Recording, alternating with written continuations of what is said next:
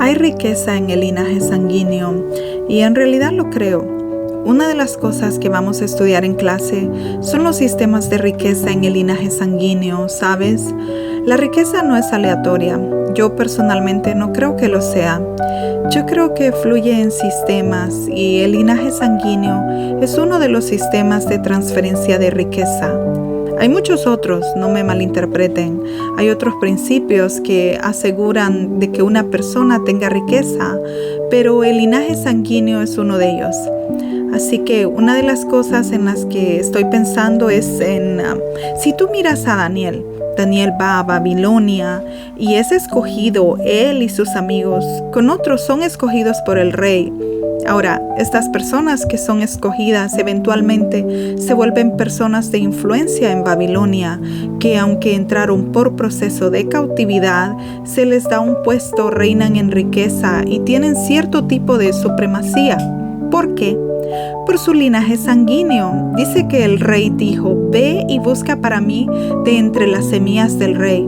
Así que el rey fue específicamente tras gente que fueran parte de los príncipes de Israel y que eran parte de los príncipes de Judá, y andaban buscando gente que ya cargaban realeza dentro de sí mismos. Así que tú puedes llamarle como tú quieras, pero honestamente el primer parámetro que les dio una promoción en Babilonia fue su linaje. Y pasa siempre, aún ocurre hasta hoy. Hay gente que recibe favores, hay gente que es promovida, gente que recibe acceso a causa de su linaje. Hasta puedes ver la historia de José en Egipto. ¿Sabes? ¿Por qué al final de todo? ¿Por qué después de ser acusado de un crimen, de estar en prisión, José eventualmente está sentado frente a Faraón? Una de las razones es por su linaje. Él es el hijo de Abraham, el hijo de Isaac, el hijo de Jacobo. Y por razón de ese pacto generacional, él está destinado a traer libertad en tiempo de hambruna. Él debe traer sustento en tiempo de escasez. Y eso requería que él tuviera acceso al rey de las tierras. Así que el que José estuviera frente a Faraón es algo que tiene que ver y que está conectado con el pacto de Dios con los hijos de Israel. Así que yo creo que hay mucha transferencia de riqueza y manifestación de riqueza que está conectada con linajes. Hay familias que viven y mueren en pobreza y generaciones después de ellos viven y mueren en pobreza. De hecho, estaba viendo algo recientemente que hablaba de una investigación que un hombre hizo, que él iba a prisiones a conocer ciertas personas y él descubrió que habían 2 personas en esa prisión que eran primos. Y él pensó: ¿cómo es que hay 2 personas que tal vez estaban en diferentes zonas? Y él investigó más y descubrió que no solo esos 2 primos estaban en prisión, sino otros familiares más estaban en prisiones a lo largo de Estados Unidos. Y él pensó: ¿cómo es que una familia tiene tantos miembros en prisión? E investigó más profundo y se fue 4 generaciones atrás y descubrió que en ese linaje por 3 o 4 generaciones habían más de 100 personas que habían ido a prisión. Las mujeres eran prostitutas, otras drogadictas, así que esas generaciones tenían esa historia de quebranto en ellos. Y él piensa: ¿qué es lo que pasa aquí? Y entonces mira en otra familia, en el mismo tiempo del abuelo a quien él usó como líder de referencia. Ese abuelo, creo que era el abuelo. Bueno, él era el borracho, el que siempre causaba problemas en el pueblo. Y esta es la historia de sus generaciones, 3 o 4 generaciones. Y este hombre entonces investigó a otro hombre de ese tiempo que era reverendo en el pueblo, un predicador. Y mira a sus generaciones también, 4 generaciones después, sus generaciones tenían como 13 profesores, muchos graduados, muchos ministros. La mayoría de las mujeres estaban casadas y trabajando. Y él está viendo y piensa: bueno, tú sabes cómo la Biblia dice que la generación de los justos es bendita, y lo ves así literalmente en esa investigación que él hizo. En esa misma forma, la riqueza está incorporada en la sangre. ¿Por qué Salomón se volvió el hombre más rico que haya existido? O sea, no fue porque Salomón era muy guapo o inteligente o que fuera a las mejores escuelas. Él era el hijo de David. David tenía un pacto con Dios. David era de donde iba a venir Jesús para siempre. Así que su hijo automáticamente tiene esta línea de acceso directo a Dios porque él es el hijo de David. Y el día en que Dios se le aparece y le dice, ¿qué quieres? Él dice, dame sabiduría para reinar sobre la gente. Y él quiere hacerlo bien. Este corazón de humildad no vino solo, ¿sabes? Salomón era un hijo del arrepentimiento de David. Así que Salomón salió de la costilla de un hombre quebrantado en arrepentimiento por lo que había hecho delante de Dios. Así que Salomón vino con un corazón con la disposición natural de Señor, yo quiero hacer lo correcto. Y todo esto vino por quien lo engendró. Y Dios dijo, no solo te daré esto, sino que te daré riquezas por lo que me has pedido. Así que cuando digo que hay riqueza en la sangre, no es solo porque te dicen, hey, tengo $1 millón porque eres mi hijo. No, también tiene que ver el corazón, la disposición, el manerismo, la forma de pensar que te empodera para tener acceso divino a causa de Dios. Si miras a Daniel y sus amigos es lo mismo. Dios dice, porque ellos se abstuvieron de comer de la mesa del rey. Él los bendice con visiones, con habilidades de interpretar sueños y visiones, lo que eventualmente se volvió el punto de acceso consistente hacia la mesa de reyes. Y tú dirás, sí, pero es porque eran de la semilla del rey, por eso tuvieron acceso. Pero no, lo que preservó la condición y el acceso fue porque sí es cierto que es del linaje del rey primero, pero Daniel aprende a manejarlo a su tiempo, a través de las decisiones que él tomaba. Así que la riqueza en la sangre no es solo por quién era tu madre o quién era tu padre, pero ¿qué te enseñaron? ¿Y cómo tomas decisiones en tu tiempo que preservan ese acceso a la riqueza y construyen este legado de incremento y abundancia?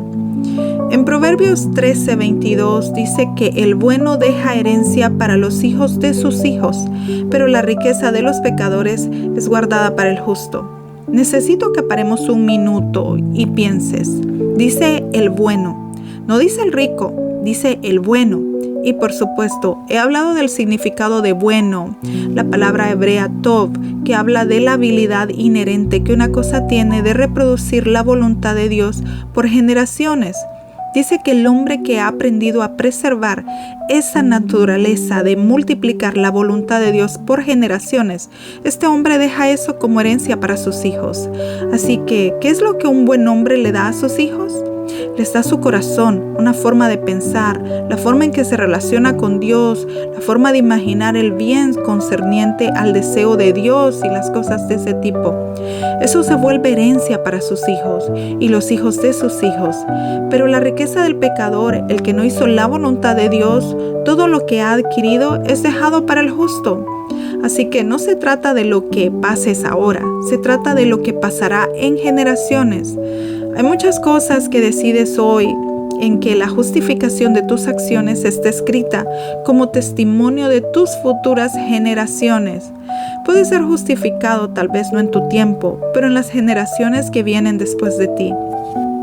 La forma en que la vida de tus hijos sea es un testimonio de cómo viviste tu vida. Así que la riqueza puede muy bien construir un legado o puede ser quitada cuando es mal manejada. Así que tú no solo quieres ser adinerado, sino que quieres enseñarles a tus hijos cómo te volviste adinerado y cómo has manejado y dirigido esa riqueza. Así que hay ciertos principios para la riqueza del linaje sanguíneo. Y otro principio es las bendiciones heredadas. La Biblia dice en Deuteronomio, porque Él es el que te da la habilidad de hacer riquezas para poder establecer su pacto contigo. Así que Él te da el poder de hacerte rico, porque hay pacto que Él necesita establecer y la riqueza es necesaria para establecer pactos. Es muy simple. Hay algunos pactos que Dios hace contigo. Si Él dice, te voy a hacer una gran nación y te voy a usar como ejemplo para los enemigos. O sea, para ser una gran nación necesitas riqueza. Para poder construir una economía Así que automáticamente tú y tus generaciones acaban de ser inscritos para ser ricos a causa del pacto que Dios hizo contigo. Así que hay esas transferencias de herencia, de bendición que pueden venir como parte del principio de riqueza por linaje sanguíneo. Otro principio es la herencia de deuda o escasez. La forma en que heredas una bendición es la misma forma en que heredas una deuda. Tú conoces la historia del profeta en Segunda de Reyes 4, cuando la mujer dijo: vienen a quitarme a mis hijos, porque su padre, quien era un profeta antes de morir, tenía una deuda. Así que sus hijos iban a ser llevados como esclavos. A veces hay gente que deja deudas a sus hijos, y este era un profeta, porque la mujer le dijo: era parte de tu campo profético. Por favor, ven a ayudar a mis hijos. Así que él podía escuchar a Dios, pero no pagó sus deudas. Y las cosas que él no hizo se volvieron la cautividad de sus hijos. Así que cuando hablamos de riqueza de linaje sanguíneo, también tenemos que hablar de deudas heredadas, que ahora se vuelven hoyos por los que se escapa la riqueza de tus manos. También al hablar de riquezas de linaje, tenemos que hablar del tercer principio de cómo Jesús transfiere riqueza. Cómo Jesús mismo es el que transfiere las riquezas.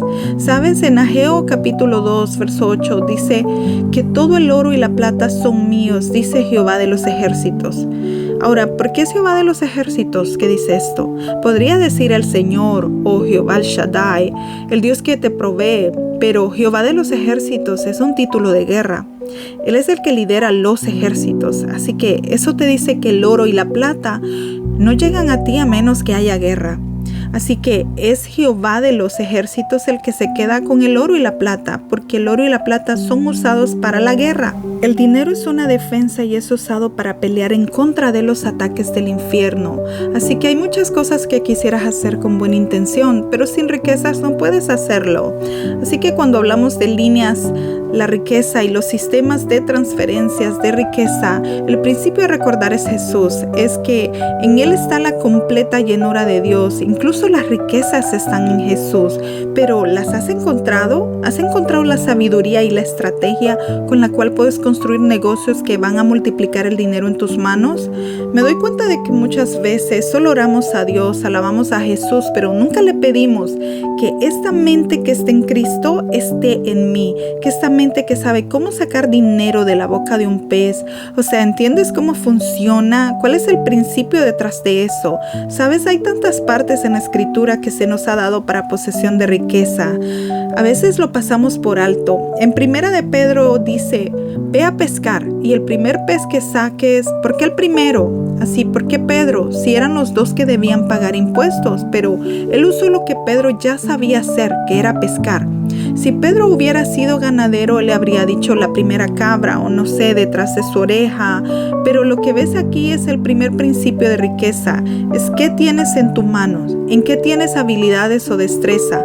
Hay tantas cosas como esa que voy a enseñar, porque en los linajes ciertos oficios son enseñados, ciertas habilidades. Sabes, muchos niños crecen y dicen: oh, mi mamá era doctora, mi papá era doctor y necesito salir de eso. Yo no quiero ser doctor, yo quiero ser músico.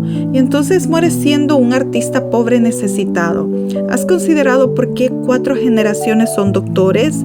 ¿Será posible que el mismo Dios que le dio a Joliab y Bezaleel las habilidades de todo tipo de labor, ese era un don espiritual que ellos pudieron transferir a sus generaciones, porque ellos se hicieron expertos en ese don, y eso se volvió en la herencia de las generaciones por venir? ¿Es posible entonces que Dios dé dones para intervenciones médicas en el entendimiento del cuerpo y cómo funciona? Y tú has nacido ahí, que podría ser un sistema de transferencia de riqueza en tu linaje, y tú estás: no quiero, yo quiero forjar mi propio camino. No trates de forjar tu propio camino.